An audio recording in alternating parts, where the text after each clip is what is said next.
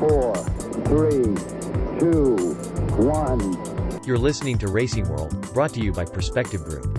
It's your motorsport podcast show in conjunction with Race Control Magazine. Well, welcome to another edition of Racing World. 2 shows for you this week. That's right, 2. And we've got one on F1 with Bob McMurray joining me to look at the Russian Grand Prix, and then one on the NTT IndyCar series, which I'm about to do for you now. So Long Beach was the scene for the final round of 2021, and what a great venue it is. I really like Long Beach. I think it's just great. Very different at this time of the year as opposed to its traditional sort of March, April date, but nevertheless, great venue, great atmosphere, and great to see the crowds back as well. So the things that we did know leading into the race today, of course, were 1. Simon Pagenaud, probably going to Shank Racing. Think we're going to hear about that in the next 24 hours.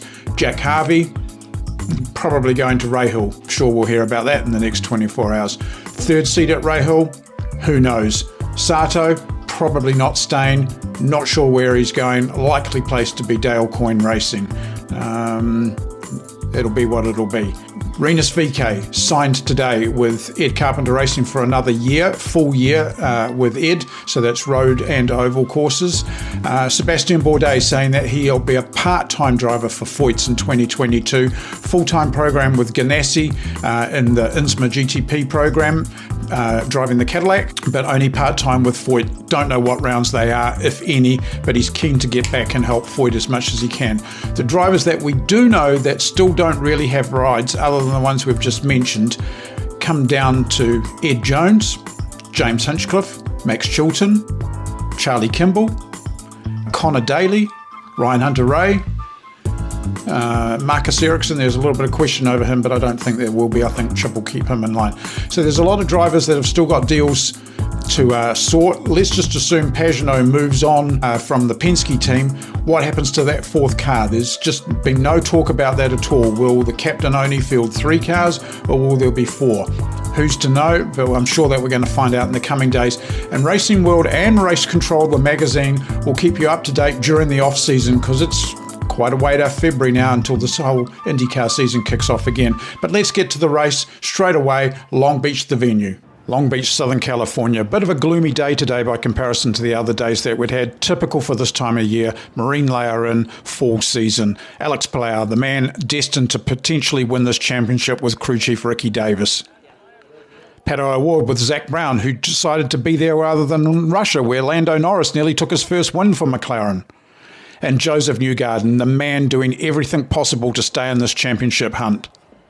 This was destined to be one of the great races of IndyCar, and the field came belting along Shoreline Drive for the first time. I thought quite rather spread out here, where you look at this gang of 6 or 7 cars that are ahead of nearly the whole field. Surely Race Control need to look at that sometime and go, is this a valid start or not? But anyway, the field was underway. The first major moment of the race was here at the hairpin, and Ed Jones tapping into the back of Pato Award, and then a bit of a ripple effect which brought out a full course yellow. It was lucky that there was no more cars involved. Hunter Ray got involved as well, but this hurt Pato Award more than any other driver. Sure, there'll be a lot of people saying, oh, it was due to qualifying yesterday and all the other stories, but at the end of the day, it is what it is. You start where you start. And in many ways, I think that Pato was really feeling the pressure of this weekend. You could just see it in his facial expressions at times. And, you know, this will be a big learning curve for him. They've done great things this year as a team, McLaren. Zach Brown obviously thinking otherwise as well. To Shoreline Drive they came again, and Newgarden was away quick on the green. Dixon hard on his heels. Newgarden needed to win this race. Then this move from Herta on Pagenaud as Herta was on the move, banging wheels as they headed towards the famous Turn 1.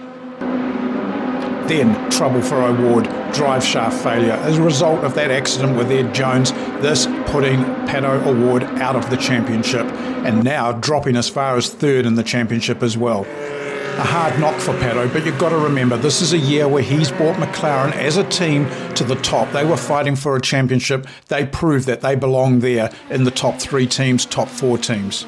Another yellow a little bit later on as Rossi made a move here on Ericsson as they headed towards turn 8, but not enough room for Ericsson. Elio Castroneves, he had a turnout in front, but his fuel strategy was different to everyone else's, and would it play out? Only time would tell. Hunter Ray, a lap down already. Dixon, Newgarden and Herta on the move. This was where the race really was. Herta making the most of the reds, yet to run on the blacks, while everyone else was on the blacks.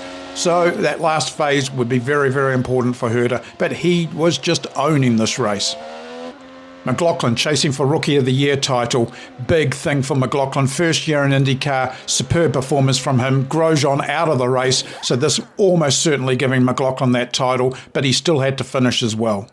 For Roman, a debut year in IndyCar, and no one can knock what he's done, and wait till we see him in the number 28 DHL next year.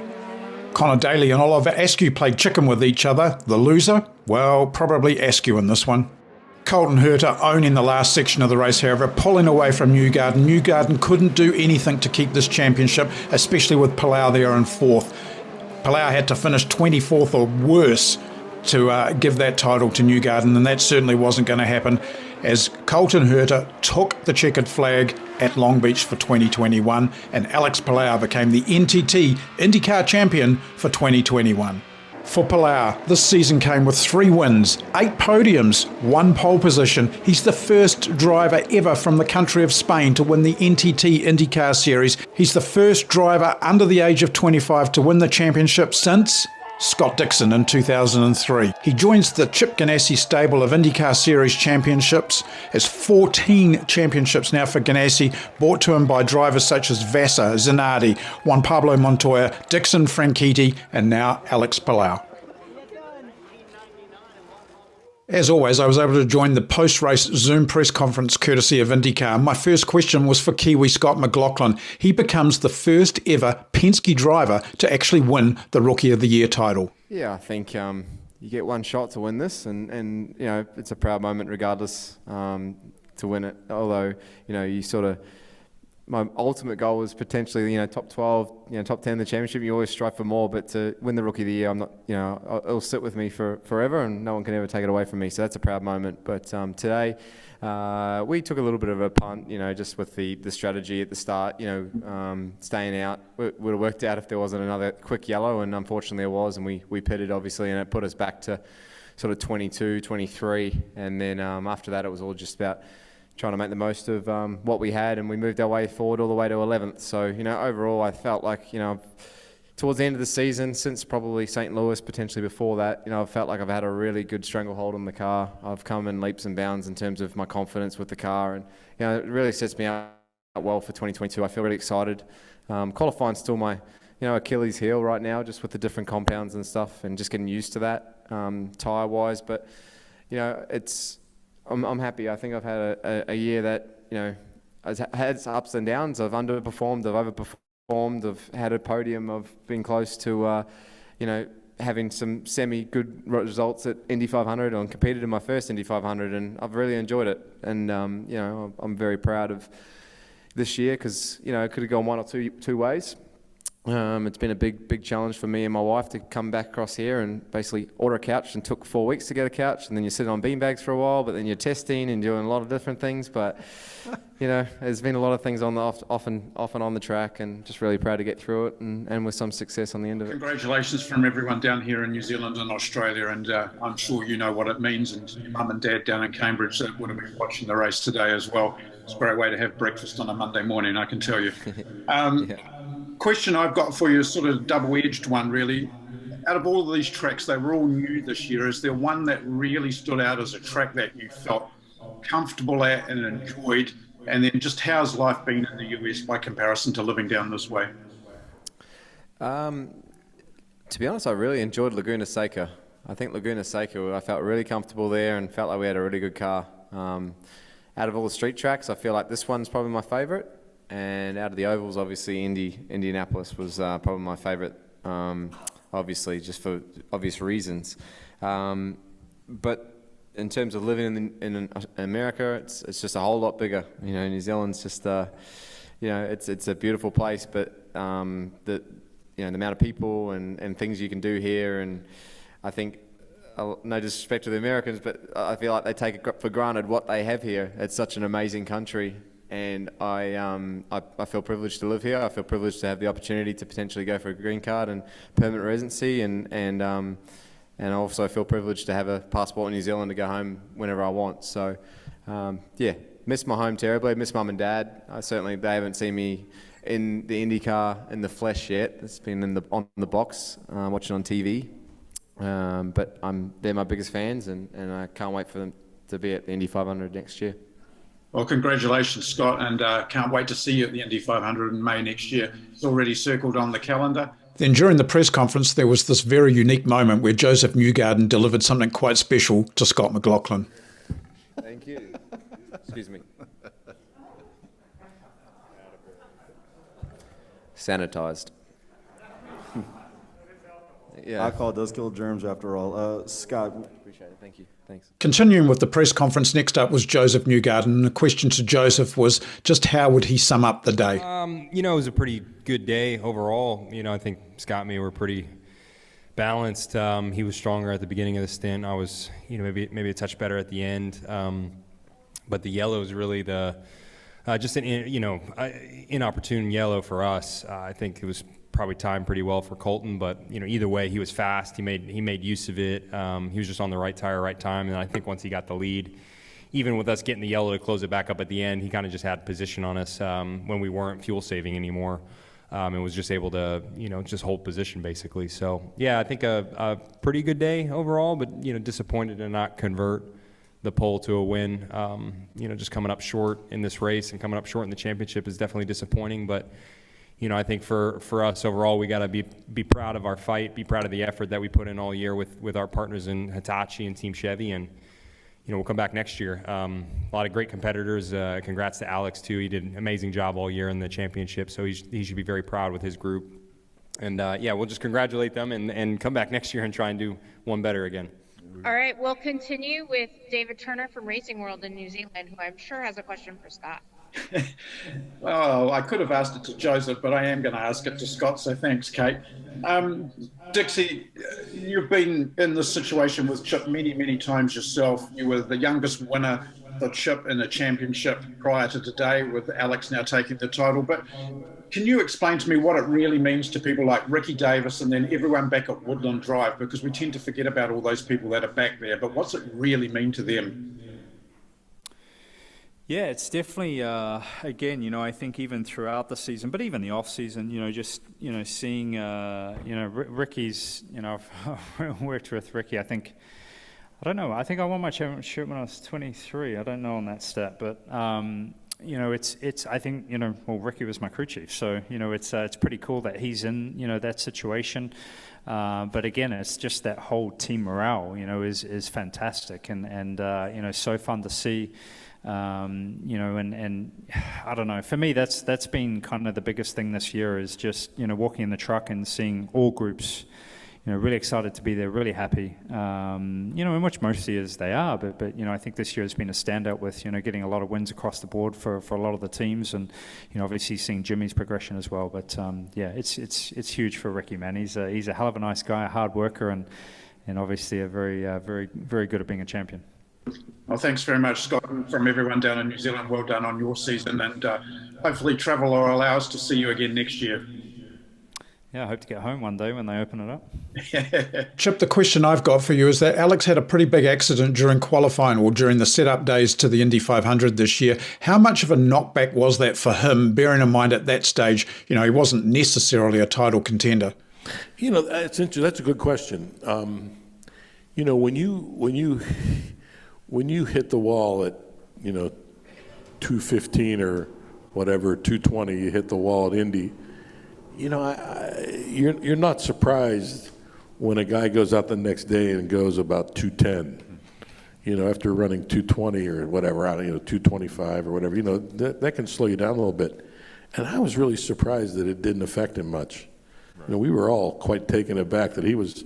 He was right back to speed when he got in the car. That surprised us a lot. I've always said that driving Indy cars is the actual driving part is not hard. The travel's not too hard. The testing's not bad.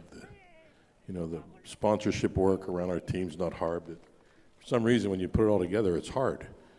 And but he was able to put all that together and still have more in his tank. I've said before that motor racing rewards tenure, and you got a guy like Colton up here. He's got a big future in front of him because he's a young guy, and the tenure will reward you in this business. And to our race winner, Colton, how big a deal is this race to you? You won last weekend in Laguna, but this is kind of like your home race, really. Yeah, this is the biggest race for me outside of Indy. I said previously that this is the first race I was ever able to come to. Being from Santa Clarita, I was 2 weeks old when I first came to Long Beach. My father was driving in 2000, and it was the only race I could go to because I was so young I couldn't fly yet. So lucky enough that it came around. And I remember, growing up around here, and coming to this race every year when I was 5, 6, 7, all the way up until, I was racing in IndyCar in 2019. So I can't believe I won it on my second try. I'm super happy. This is a big one for me. And now to our new IndyCar champion for 2021. And Alex Palou, can you sum up just what this feels like? Yeah, man. What a season! What a season! I cannot really believe it. I'm super happy. We worked so hard. Getting into the season finale, this place didn't know the track, but the guys gave me a really good car. They gave me good strategies, and today we went from P10 to P4, right? So just amazing. Super happy. I think all the season we were super consistent, and it feels amazing to be a champion. I want to do it again now. And Alex, just before we let you go, just thinking very quickly, you've won now your first IndyCar title, but is the next big ticket item the 500? For me, Indy 500, obviously it hurt this year a little bit, but at the same time I learned a lot. That's one thing that, obviously I want to win so bad. But if we keep on performing like we do, it will come. I don't know if it's going to be next year, or 2 years, or 5 years. Who knows? It's only one race, 200 laps, and there's so much stuff going on. You have to have the best car, the best crew, the best mental attitude. You have to have everything perfect for that race. So if it's not next year, I'm not going to worry too much. I think we have lots of years to come. So still my main goal, it's always going to be the championship. I think it's a bit harder to win the championship, or it depends more on you. Because like Dixon, he was the fastest this year. He was going to win that thing, and because of a bad yellow, he couldn't even finish in the top 20. So I think the championship, it's bigger. So looking at the points and the way they broke down, the king of the road circuits and permanent circuits for 2021, Alex Palou, with 394 of his 549 points coming from the road courses. For the ovals, Pato O'Ward became the king of the ovals with 192 points. Normally an area where Dixon shines, but Dixon paid the price from those events at the Indy 500, and the double points at Indy really, really hurt. Are you a fan of double points? I'm still not. I'm sorry, but I'm just not. Just let's race for a championship and do it properly. But the season broke down. Newgarden sneaking into second, O'Ward third, Dixon fourth, so 2 Ganassi cars in the top 5. Colton Herta moving up to 5th in the championship overall at the expense of Marcus Ericsson, who dropped down. Rahal in 7th, Simon Pagenaud in 8th, Will Power in 9th, and Rossi rounding out the top 10. For McLaughlin, he finished 14th overall, taking that Rookie of the Year title, very significant to him.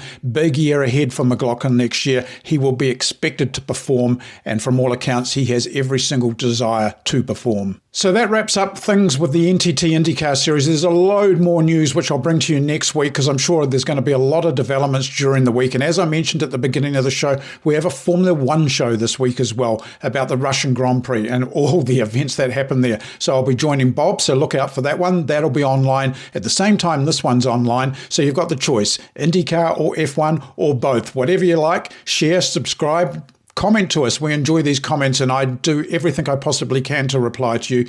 As far as our IndyCar coverage is concerned, it won't stop during the off-season. We will bring you all the news either on the Facebook page or directly on these YouTube shows. So once again, thank you so much for watching. What a great season it was. To our new champions, Alex Palou, Scott McLaughlin, well done. To Honda, well done. To Ganassi, I know how much work goes on at that workshop at Woodland Drive, and great credit to you all. To everyone at IndyCar, thank you so much for helping support the show. We really appreciate it. Dave, Kate and Arnie really, really do appreciate it. Look forward to seeing you again, hopefully in 2022. It's been a long time since we've seen each other. Until then, take care everyone. We'll see you again on Racing World.